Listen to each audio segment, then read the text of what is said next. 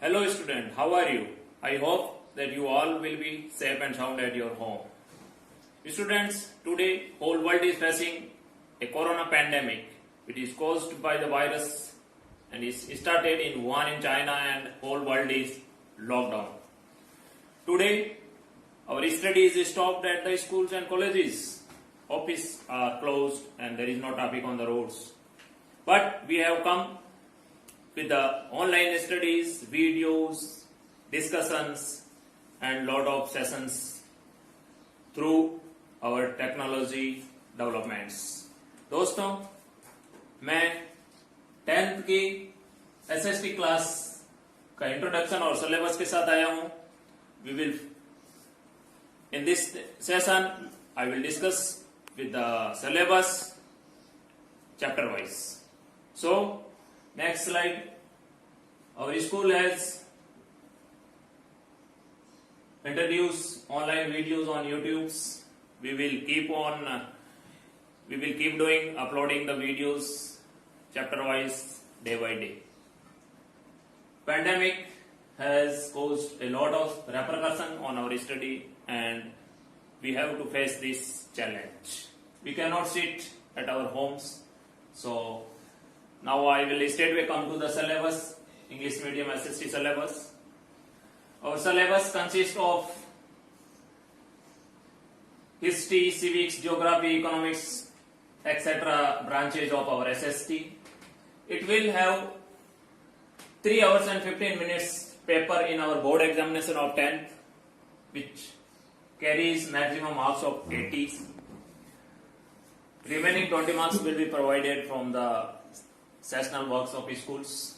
History will carry 20 marks, civics 20 as well, geography is carrying 18 marks, economics 18, and 2 chapter has been added for the road safety, 2 marks, cleanliness and solid waste management carry 2 marks as well.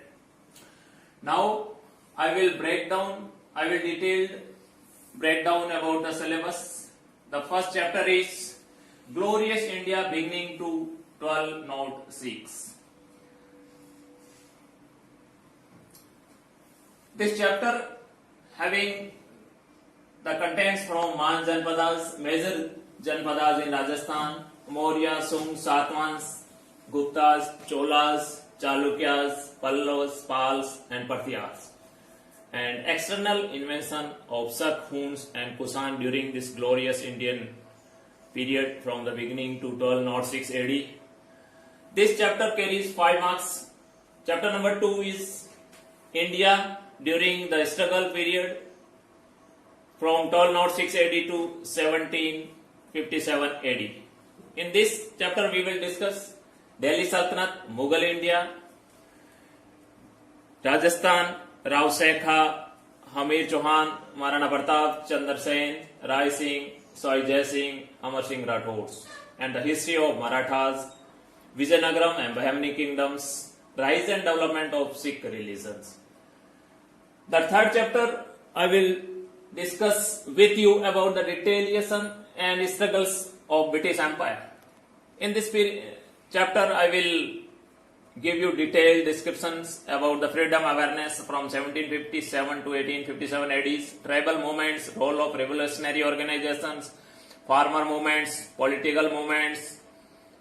Political movements will have 2 parts. Part 1 will be from 1857 AD to 1919 ADs. During this, all the political and freedom movements, struggles, various movements, various campaigns by our political leaders, freedom fighters will be discussed about this. Part 2 will be from 1919 AD to 1947 till the India got its freedom. Next part will be tribal, agrarian and Parjamandal movements in Rajasthan in chapter 3. Chapter 4 will be history of the world, rise of national in Europe, industrial revolution and unification of Germany and Italy as well. It will carry 4 marks. Chapter 5th will be democracy, which will have 5 marks. Meaning of the democracy, definitions, characteristic, methodology, participation and challenges in the democracy. Chapter number 6 will be central government. In this I will discuss with you about the meaning of government, organs of governments like executives, legislative and judiciary. Indian parliamentary system, Lok Sabha and Rajya Sabha, I will be discussing with you the election process, qualification, functions and power of Indian Parliament, executive. In this, we will discuss about the President, Vice President, Prime Minister, Council of Ministers, structure, functions and authority, power of these executives and leader of opposition. Judiciary, I will discuss about the Supreme Court, structure, jurisdiction, qualification of judges, and this chapter will carry 7 marks. Chapter number 7 will be the state government. In this, I will tell you about the legislation and legislature assembly, election, functions, powers, council of state, status, structure, role, process of structure of legislature in Rajasthan. Executive, we will talk about the governor, chief minister, council of minister, function and power. High courts, हम उच्च न्यायालय के बारे में बात करेंगे. Qualification, appointment और power of जजेस, जजों का पावर और क्वालिफिकेशन क्या होता है. वाटर रिसोर्सेज, हम जल संसाधन के बारे में बात करेंगे. मल्टीपर्पज वैली प्रोजेक्ट, हम वाटर कंजर्वेशन, जल संरक्षण की बात करेंगे. वाटर मैनेजमेंट, जल प्रबंधन, water availability in Rajasthan. This chapter number 8 will carry 3 marks. Chapter number 9 is agriculture in India. Bharat में कृषि, विभिन्न तरह की कृषि, मुख्य फसलें, खाद्यान्न और कैश क्रॉप्स के बारे में, कमर्शियल क्रॉप्स के बारे में हम बात करेंगे और ये 3 मार्क्स का चैप्टर होगा हमारे बोर्ड के एग्जाम में. Chapter number 10 will be about the mineral and energy resources, means खनिज और ऊर्जा संसाधन. टाइप ऑफ मिनरल्स, मिनरलों के प्रकार. मेजर मिनरल्स, मुख्य खनिज, आयरन, लोहा, अयस्क, कॉपर, तांबा, zinc, aluminium, lead and it's distributions. Type of energy resources की बात करेंगे, डिस्ट्रीब्यूशन ऑफ इट्स करेंगे. Mineral and energy resources in Rajasthan के बारे में भी मैं आपको. नंबर 11 की बात करूंगा, manufacturing industries. In this chapter I will talk about the manufacturing industries, मुख्य उद्योग, iron, steel, cotton, cement, paper industry तथा इट्स डिस्ट्रीब्यूशन एंड प्रोडक्शन, इनका उत्पादन और कहाँ कहाँ ये ज्यादा फैक्ट्रीज हैं, इनके उद्योग कहाँ हैं, उनके बारे में हम बात करेंगे. इंडस्ट्रियल पॉल्यूशन के बारे में बात करेंगे. Industries in Rajasthan specially I will talk about and this chapter will carry 3 marks. Students, अगला चैप्टर हमारा 12वां होगा, ह्यूमन रिसोर्सेज, मानव संसाधन. इसमें हम पॉपुलेशन का डिस्ट्रीब्यूशन, ग्रोथ और डेंसिटी यानी घनत्व की बात करेंगे. लिटरेसी का, सेक्स रेशियो का, रूरल अर्बन पॉपुलेशन रेशियो की बात करेंगे यानी साक्षरता, सेक्स रेशियो, ग्रामीण और शहरी जो जनसंख्या है उसका क्या अनुपात है. हम पॉपुलेशन पॉलिसी इन राजस्थान के बारे में भी बात करेंगे इस चैप्टर में और ये 3 मार्क्स का होगा.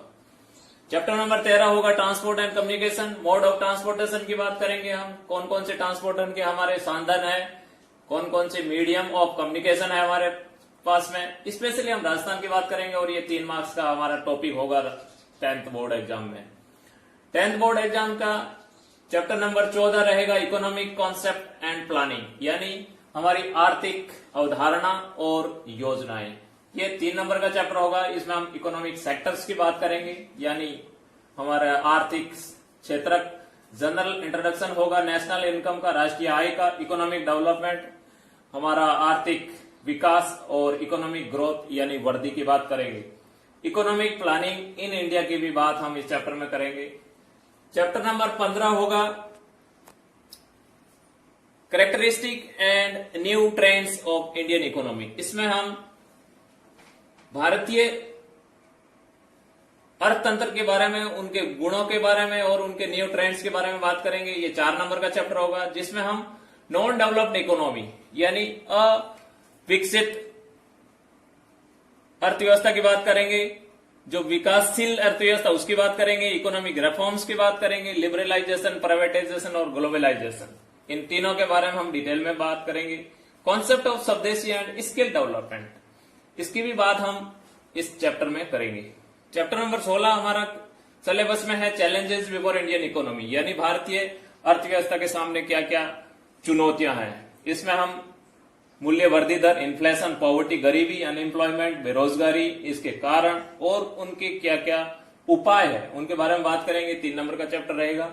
चैप्टर नंबर 17 रहेगा मनी एंड फाइनेंशियल इंस्टीट्यूशंस, ये 4 नंबर का चैप्टर होगा। रोल ऑफ इकोनॉमी, इकोनॉमी का क्या भूमिका है, हिस्टोरिकल ओरिजिन, कहां से हमें शुरुआत हुई हमारी अर्थव्यवस्था की, institutional and non institutional financial institution for the saving and credits, यानी बचत और क्रेडिट के बारे में जो हमारी इंस्टीट्यूशनल और नॉन इंस्टीट्यूशनल जो फाइनेंशियल इंस्टीट्यूशन है उसकी बात करेंगे। कमर्शियल बैंक्स की बात करेंगे, हम इंडिजीनियस स्वदेशी बैंकों की बात करेंगे। लोकल मनी लेंडर जो होते हैं हमारे गांवों में वगैरह साहूकार, उनकी बात करेंगे। हम सेल्फ हेल्प ग्रुप की बात करेंगे, फंड के बारे में बात करेंगे, प्राइवेट फाइनेंशियल कंपनीज की बात करेंगे। और ये 4 नंबर का चैप्टर रहेगा consumer and legal awareness and right to information, यानी कंज्यूमर्स के बारे में उनका जो कानूनी अवेयरनेस है, लोगों को ज्ञान देना।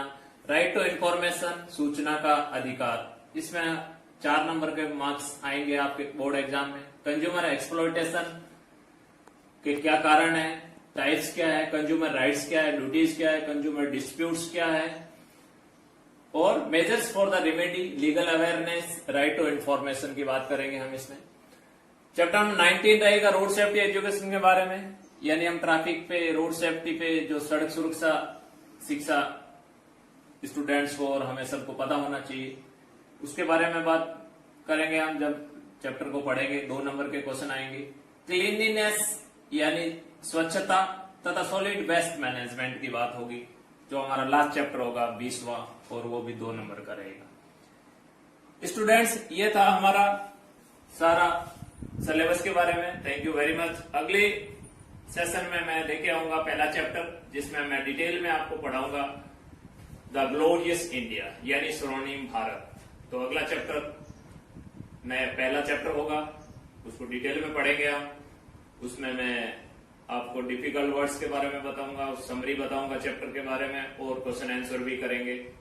इसी तरह हमारे चैप्टर चलते रहेंगे। अभी पढ़ाई का यही मोड रहेगा जब तक कि हमें कोरोना बीमारी से छुटकारा नहीं मिल जाता, लॉकडाउन खत्म नहीं हो जाता। आज दुनिया अनसर्टेनिटी के दौर में चल रही है, आज हर जगह अनिश्चितता है, तो हमारी पढ़ाई का यही मोड रहेगा। हमें इसी तरह पढ़ाई करनी पड़ेगी, ये सच्चाई है और ये हमें स्वीकार करना होगा। Thank you.